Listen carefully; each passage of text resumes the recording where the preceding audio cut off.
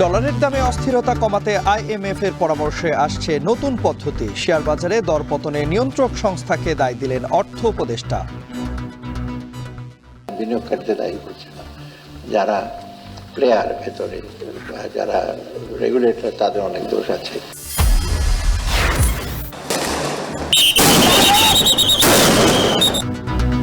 জুলাই হত্যাকাণ্ডে জড়িত পুলিশ সদস্যদের বিচারের আশ্বাস ডিএমপি কমিশনারের। ঢাকার চাঁদাবাজদের তালিকা শেষে গ্রেপ্তার অভিযান।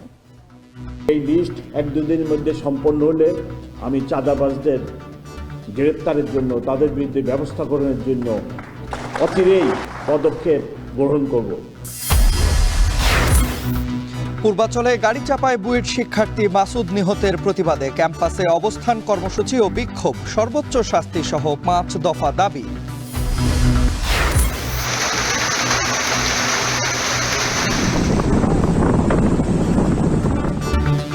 এবং বঙ্গোপসাগরে নিম্নচাপ হলেও ঘূর্ণিঝড়ের শঙ্কা নেই। উপকূলে থেমে থেমে বৃষ্টি, 4 সমুদ্র বন্দরে 1 নম্বর দূরবর্তী সতর্ক সংকেত।